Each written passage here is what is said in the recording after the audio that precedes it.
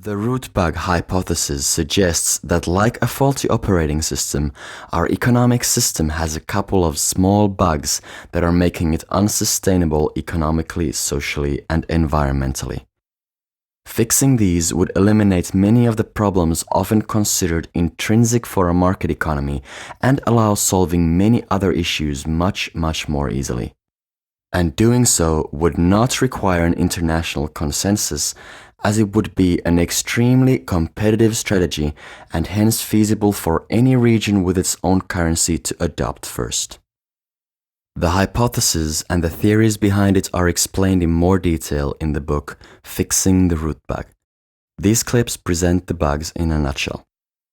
Land, the zero lower bound of interest rates, the free deposit guarantee, and the jobs or work piling bug. The first bug has been known for centuries, since Adam Smith, but somehow it has been pushed out of public discussion. Land. In other words, the private ownership of location, which is naturally a monopoly resource. All locations are unique, and unlike most other real assets, location cannot be produced. Its supply has no price elasticity, meaning that a rise in its price does not make more of it available. Simultaneously, it is a vital resource in that everyone who wants to participate in an urban economy has to pay for it in one form or another. It is therefore very profitable to hoard it and to keep it out of others' use without necessarily doing anything productive with it. This not only leads to inefficient land use and urban sprawl, but recurring real estate bubbles, rip-off high rents due to systematically maintained accommodation deficits, and massive long-run windfall gains to real estate owners. Both public infrastructure investments and the general rise in living standards in a city are capitalized into the value of real estate, as these make people and companies willing and able to pay higher rent for lucrative locations. Meanwhile, governments use ordinary workers' taxes to build the infrastructure that makes the speculators' land more valuable. London's Jubilee train line was constructed at a cost of £3.5 billion. The result? A £13 billion increase in the value of privately owned land. Homeowners within 300 metres of each station enjoyed a windfall gain in the value of their property. Each house went up by an average of £200,000.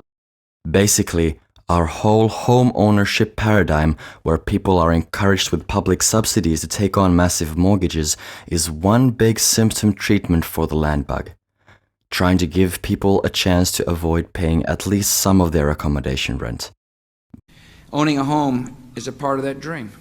It just is. Right here in America, if you own your own home, you're realizing the American dream. But it only makes the accommodation market and the real estate investment market even less efficient.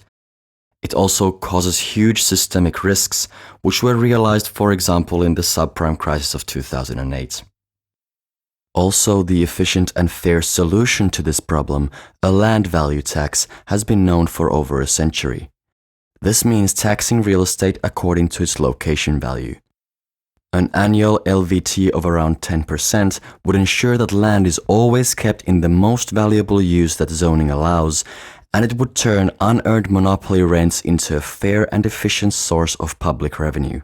It also acts as a way of charging for local public services.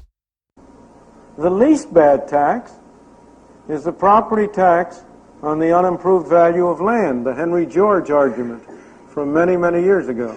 Likewise, technology patents are monopolies that allow limiting others' freedom and fair competition. A similar market value tax on patents could be used to ensure that technologies are kept in the most productive use possible and to prevent hostile and defensive patent hoarding while still rewarding developers. There are also other natural monopoly industries, many of which are very location dependent, such as basic infrastructure. As competition cannot work fairly in such industries, these could be publicly owned and the management incentivized to increase efficiency in other ways. To prevent the tragedy of the commons, the government should also set limited use quotas for natural resources that would otherwise be overexploited. Auctioning out these quotas and collecting the monopoly rents from land and natural monopoly industries is the most efficient and fair basis for public budgets.